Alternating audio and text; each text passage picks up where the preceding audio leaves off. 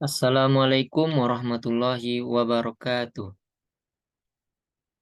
Perkenalkan, nama saya dari Fuas Mahmud dengan NIM 21060131, berasal dari jurusan Ekonomi Pembangunan, Fakultas Ekonomi, Universitas Negeri Padang. Pada kesempatan kali ini saya akan menyampaikan materi bab 7 tentang analisis regresi majemuk. Sebelum itu yang terhormat Bapak dosen pembimbing atau dosen pengampu mata kuliah ekonometrika. Baiklah, pada kali ini kita masuk pada materi analisis regresi majemuk, yaitu masalah estimasi.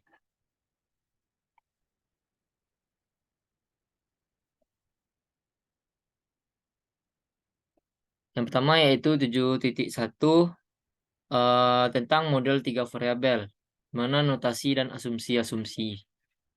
Dengan melakukan generasi FRP 2 variabel, yaitu persamaan 2.4.2, kita mungkin dapat menuliskan FRP 3 variabel sebagai YI sama dengan beta 1 ditambah beta 2 X2I tambah beta 3 X3I tambah UI.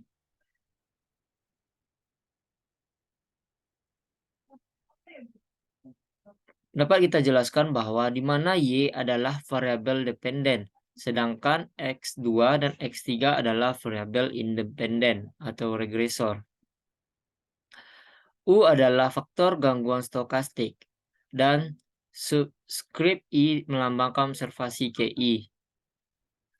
Untuk kasus data time series, subskrip I diganti menjadi T yang melambangkan observasi pada waktu T. Pada persamaan 7.1.1, beta 1 adalah faktor intercept. Seperti biasa, intercept ini menunjukkan rata atau rata-rata efek yang dihasilkan ketika semua variabel dikeluarkan dari model. Walaupun interpretasi mekanisnya adalah rata-rata nilai dari Y ketika X2 dan X3 bernilai sama dengan 0. Koefisien B2 dan beta 2 dan beta 3 disebut sebagai koefisien regresi parsial atau partial regression coefficient, dan definisinya akan dijelaskan kemudian. Selanjutnya kita mulai pembahasan bab ini dengan kerangka kerja klasikal Linear Regression Model atau CLRM, yang pertama kali diperkenalkan pada bab 3 secara spesifik pada model tersebut. Dapat kita asumsi bahwa yang pertama, model regresi linear atau linear pada parameter itu terdapat pada gambar 7.12. Kemudian asumsi kedua yaitu nilai X yang tetap atau nilai X independen dari faktor kesalahan. Pada kasus ini berarti kita membutuhkan covariance 0 di antara UI dan setiap variabel X. Dapat kita lihat bahwa koefisien UI, seperti persamaan di bawah. Seperti persamaan ini. Yang ketiga yaitu nilai rata 0 dari faktor gangguan UI. Dapat kita lihat bahwa persamaannya menjadi seperti ini. Kemudian yang keempat, homoskedasitas atau varians konstan dari UI. Dapat kita lihat persamaannya sebagai berikut. Menjadi R kuadrat, rho kuadrat. Yang kelima yaitu tidak ada autokorelasi atau korelasi serial di antara faktor gangguan. Dapat kita lihat persamaannya. Kemudian jumlah observasi N harus lebih besar daripada jumlah parameter yang diestimasi, di mana jumlahnya adalah 3 pada kasus kita. Kemudian yang ketujuh harus terdapat variasi pada nilai variabel X. Kita juga akan memerlukan dua keperluan lainnya. Kemudian yang ke-8 tidak ada kolineritas di antara variabel X. Tidak ada hubungan linear yang pasti antara X2 dan X3. Kemudian yang terakhir yaitu tidak ada bias spesifikasi. Kemudian kita masuk yang kedua yaitu interpretasi dari persamaan regresi majemuk.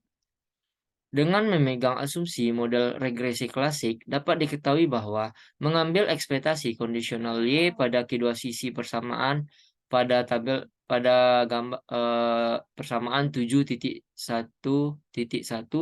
kita dapatkan bahwa E buka kurung YI berhadapan dengan X2I, X3I tutup kurung sama dengan beta 1 ditambah beta 2 dikali X2I ditambah beta 3 dikali X3I. Dengan kata lain, persamaan di atas menggambarkan rata kondisional atau nilai ekspektasi kondisional dari Y terhadap nilai tertentu atau yang tepat dari X2 dan X3. Oleh karena itu, sebagaimana pada kasus regresi dua variabel, analisis regresi majemuk adalah analisis regresi kondisional terhadap nilai yang tetap dari regresor. Dan yang kita hasilkan adalah nilai rata-rata atau rata dari Y atau respon rata dari Y untuk nilai regresor tertentu. Kemudian materi yang ketiga yaitu makna dari koefisien regresi parsial. Sebagaimana telah disebutkan sebelumnya, koefisien regresi beta 2 dan beta 3 dikenal sebagai koefisien regresi parsial atau koefisien kemiringan parsial atau partial slope coefficient. Arti dari koefisien regresi parsial adalah sebagai berikut. Beta 2 mengukur bahwa perubahan nilai rata Y, E buka kurung Y tutup kurung untuk setiap perubahan X2 sebesar satu satuan dengan mensyaratkan nilai dari X3 adalah konstan. Dengan kata lain, koefisien tersebut menggambarkan efek langsung atau efek bersih atau direct or net effect dari setiap perubahan X2 sebesar satu satuan terhadap nilai rata Y, yaitu efek yang bersih dari pengaruh X3 terhadap nilai rata Y. Demikian juga, beta 3 mengukur perubahan nilai rata Y untuk setiap perubahan X3 sebesar satu satuan dengan mensyaratkan nilai X2 adalah konstan.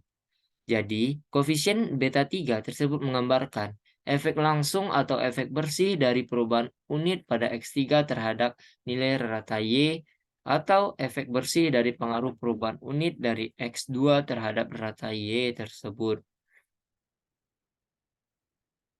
Kemudian, bagaimana sebenarnya kita memegang asumsi yang mensyaratkan bahwa pengaruh dari regresor adalah konstan? Untuk menjelaskan hal ini, lihat kembali contoh kematian bayi pada contoh 6.6. Ingat bahwa pada contoh tersebut, Y sama dengan kematian bayi atau child mortality atau biasa disingkat dengan CM. Kemudian X2-nya yaitu produk nasional bruto per kapita atau PNBP dan X3 yaitu tingkat kepandaian membaca wanita atau FLR. Sebagai contoh, kita ingin membuat pengaruh dari FLR konstan. Oleh karena FLR memiliki beberapa pengaruh pada CM dan juga PNBP pada data apapun. Apakah yang dapat dilakukan adalah dengan menghilangkan pengaruh linear dari FLR terhadap CM dan PNBP dengan melakukan regresi CM terhadap FLR dan regresi PNBP terhadap FLR secara terpisah. Kemudian kita lihat nilai residu yang dihasilkan pada kedua regresi tersebut. Dengan menggunakan data pada tabel 6.6, kedua regresinya dapat kita lihat sebagai persamaan berikut, yaitu CM topi I sama dengan 263,8635 ditambah 2,3905 FLRI tambah U topi 1I. Dapat kita lihat hasil dari SE yaitu 12,2249 kemudian dikalikan dengan 0,2133 maka mendapatkan R2 atau R kuadrat yaitu 0,6695. Dapat kita lihat di layar bahwa persamaannya hingga menghasilkan utopi 2I sama dengan PNBPI tambah 39,3033 dikurang 28,1427 FLRI. Yang menggambarkan bagian dari PNBP setelah pengaruh linear dari FLR dihilangkan. Oleh karena itu, Jika kita melakukan regresi utopi 1i terhadap utopi 2i, di mana pengaruh linear dari FLR telah dihilangkan. Dapatkah kita memperoleh efek bersih dari PNBP terhadap CM? Ya, kita dapat memperoleh efek bersih tersebut, dan inilah kasus tersebut. Dapat kita lihat pada lampiran 7A bagian 7A titik 2. Hasil regresinya sebagai berikut. Dapat kita dilihat di layar bahwa hasilnya yaitu utopi I1i yaitu min 0,0056 utopi 2i. Kemudian SE-nya yaitu 0,0019, kemudian R kuadrat yaitu 0,1152. Dapat kita ingat bahwa regresi ini tidak memiliki faktor intercept karena nilai rata dari residual ordinary least squares atau OLS yaitu utopi 1i dan utopi 2i adalah 0. Mengapa? Nilai dari koefisien kemiringan adalah 0 min 0,0056 kini merupakan nilai yang sebenarnya atau menggambarkan efek bersih dari perubahan dari satu satuan PNBP terhadap CM atau kemiringan yang sebenarnya dari CM terhadap PNBP. Dengan kata lain, koefisien tersebut adalah koefisien regresi parsial dari CM pada terhadap PNBP atau beta 2. Dapat kita lihat bahwa pembaca yang ingin mendapatkan nilai koefisien regresi parsial dari CM pada terhadap FLR dapat mereplikasi prosedur terhadap dengan terlebih dahulu meregresi CM pada PNBP sehingga mendapatkan nilai residu dari regresi ini atau utopi 1i. Selanjutnya regresi FLR pada PNBP akan mendapatkan nilai residu yaitu utopi 2i. Terakhir, meregresi utopi 1i terhadap utopi 2i, kita yakin pembaca akan mengerti. Kemudian kita masuk materi yang keempat, yaitu estimasi OLS dan ML pada koefisien regresi parsial. Estimator OLS. Untuk menentukan estimator OLS, berikut adalah FRS yang berhubungan dengan FRP pada persamaan 7.1.1 tersebut. Dapat kita lihat bahwa YI sama dengan beta topi 1 ditambah beta 2 beta topi 2 X dikali dengan X2I ditambah beta topi 3 dikali X3I ditambah dengan utopi I, di mana utopi I adalah residual yang mirip dengan faktor gangguan stokastik atau UI. Tetapi simbol utopi I digunakan pada sampel bukan populasi. Sebagaimana yang telah dijelaskan dalam bab 3, prosedur ULS mencakup pemilihan nilai parameter-parameter yang tidak diketahui sehingga jumlah kuadrat residual atau RSS bernilai seminimal mungkin. Secara simbolis dapat kita lihat persamaan dari 7.42 yaitu min sigma utopi I sama dengan sigma buka kurung YI dikurang B topi 1 dikurang B topi 2 dikali X2I dikurang B topi 3 dikali X3I dikuadratkan.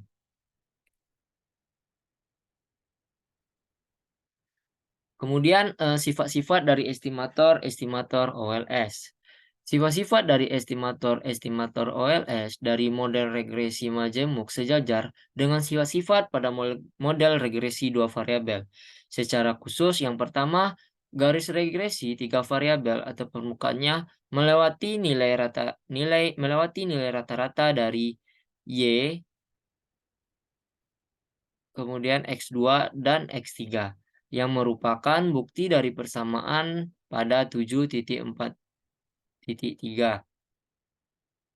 Kemudian sifat ini secara umum sudah terbukti. Jadi dalam model regresi linear dengan variabel K, sebuah regresan dan regresor akan menjadi K dikurang 1. Dapat kita lihat bahwa persamaan dari YI sama dengan beta 1 ditambah dengan beta 2 dikali X2I ditambah beta 3 dikali X3I dan seterusnya hingga ke beta K dikali XKI tambah UI. Kita memiliki bahwa beta topi 1 sama dengan Y dikurang beta 2 X2 dikurang beta 3 X3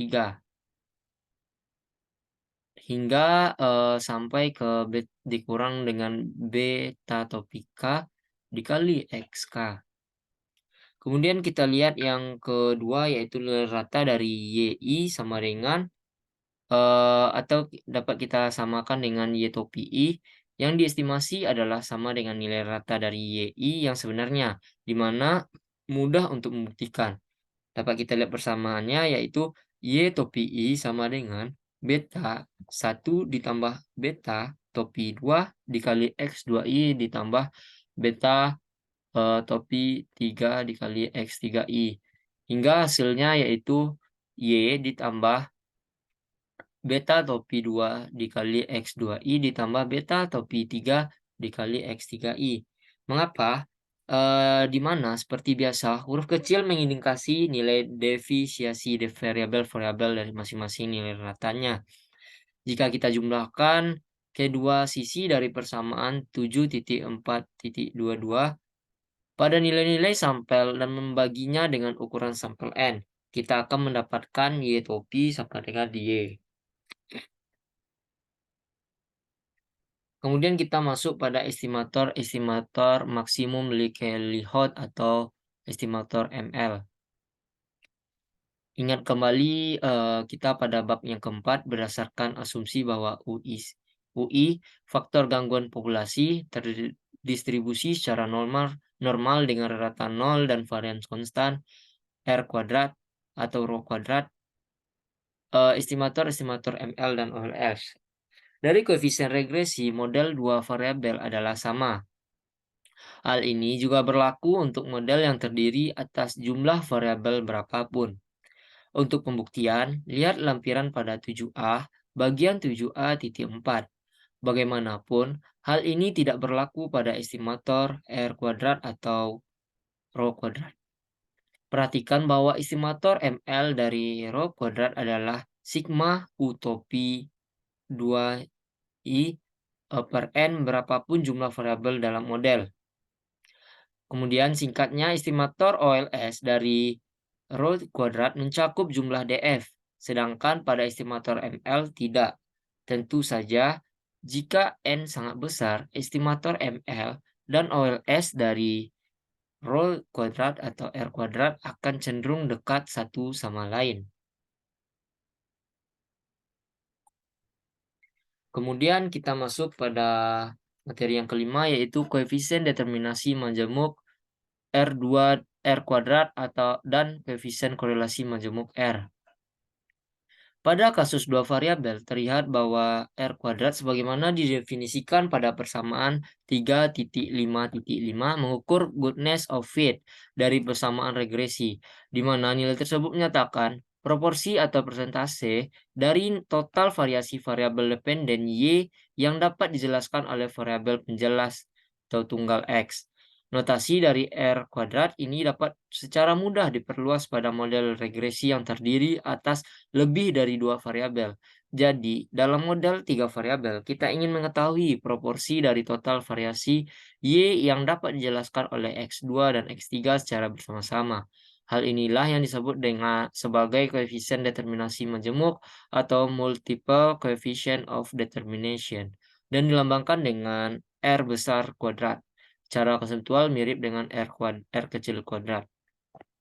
Untuk menurunkan R besar kuadrat, mirip dengan penurunan R kecil kuadrat pada subbab 3.5, ingat kembali bahwa YI sama dengan B topi 1 ditambah B topi 2 dikali X2I ditambah B topi 3 dikali X3I atau U topi I dan menghasilkan Y1 yaitu Y topi I ditambah U topi I.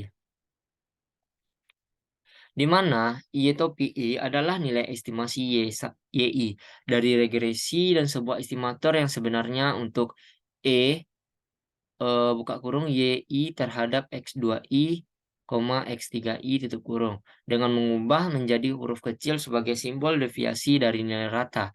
Persamaan 7.5.1 dapat dituliskan menjadi bahwa Y1 sama dengan beta topi 2 dikali X2I ditambah beta topi 3 dikali X3I ditambah U topi I. Menghasilkan yaitu Y topi I ditambah U topi I. Kemudian materi yang keenam yaitu sebuah contoh ilustratif. Yaitu contoh 7.1, angka kematian anak dalam hubungannya dengan produk nasional bruto per kapita dan tingkat kepandaian membaca wanita. Pada bab 6 atau pada bab sebelumnya kita telah membahas perilaku hubungan antara angka kematian anak atau CM dan produk nasional bruto per kapita atau PNBP. Kita ketahui bahwa PNBP memiliki dampak yang negatif pada CM. Seperti pada umumnya, sekarang terdapat tambahan variabel, yaitu tingkat kepandaian membaca wanita atau FLR. Sebelumnya, seseorang berpendapat bahwa FLR juga memiliki dampak negatif terhadap CM. Sekarang, ketika kedua variabel tersebut dimasukkan ke dalam model, pengaruh dari setiap regresor harus dibersihkan. Kita perlu mengestimasi koefisien regresi atau parsial dari setiap regresor. Jadi, model regresi kita adalah sebagai berikut, yaitu CMI sama dengan beta I1 ditambah beta 2 PNBPI ditambah beta 3 FLRI tambah UI. Data yang diperlukan dapat dilihat pada tabel 4. Ingat bahwa CM adalah jumlah kematian bayi atau di bawah umur 5 tahun atau dikenal sebagai balita pada setiap 1000 kelahiran. PNBP adalah produk nasional bruto per kapita tahun 1980 dan FLR diukur dalam persentase sampel terdiri atas 40 negara. Kemudian, angka-angka di dalam tanda kurung, pada persamaan di atas adalah standar error yang diestimasi sebelum kita interpretasikan regresi ini. Amati koefisien kemiringan parsial atau PNBP, yaitu, min 0,0056. Apakah angka ini persis sama dengan yang diperoleh dengan menggunakan prosedur 3 tahap yang dibahas pada subbab sebelumnya? Apakah hal tersebut akan mengejutkan? Tidak hanya itu, dua nilai standar error juga persis sama, yang tentunya sekali lagi mengejutkan. Kita memperoleh nilai-nilai ini tanpa prosedur 3 tahap yang tidak praktis. Sekarang saatnya menginterpretasikan tiga koefisien regresi tersebut, di mana min 0,0056 adalah koefisien regresi parsial dari PNBP yang menyatakan bahwa dengan menganggap pengaruh dari FLR konstan atau ketika PNBP meningkat, katakan $1, CM secara rata-rata turun sebesar 0,0056 satuan. Untuk membuat hal tersebut lebih mudah diinterpretasikan secara ekonomi, jika PNBP meningkat sebesar $1.000 secara rata-rata, jumlah kematian balita menurun sebesar kira-kira 5,6 pada setiap 1000 kelahiran. Koefisien min 2,2316 menyatakan bahwa dengan menganggap pengaruh dari PNBP konstan, secara rata-rata jumlah kematian balita turun sekitar 2,23 pada setiap 1000 kelahiran ketika tingkat kepandaian membaca wanita meningkat. Sekitar 1%. Nilai intercept sekitar 263 menyatakan bahwa jika nilai PNBP dan tingkat FLR adalah 0, maka rata CM adalah 263 pada setiap 1000 kelahiran. Tentu saja, interpretasi tersebut harus dilakukan secara skeptis. Secara umum, kita dapat memberikan interpretasi bahwa jika dua regresor nilainya ditetapkan 0, angka kematian balita akan cukup tinggi. Nilai R besar kuadrat sekitar 0,71 berarti bahwa sekitar 71% total variasi dari angka kematian balita dapat dijelaskan oleh PNBP dan FLR. Angka yang diperoleh ini adalah sebuah angka yang cukup besar, karena mempertimbangkan nilai maksimum R kuadrat yang bernilai 1, atau dengan kata lain, kita dapat menyatakan bahwa hasil dari model regresi dapat dipertimbangkan. Bagaimana signifikansi statistik dari koefisien yang diestimasi?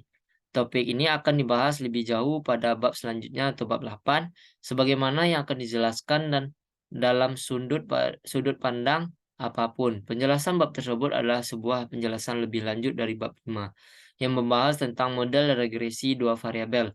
Kita juga akan menjelaskan beberapa perbedaan penting dalam inferensi statistik.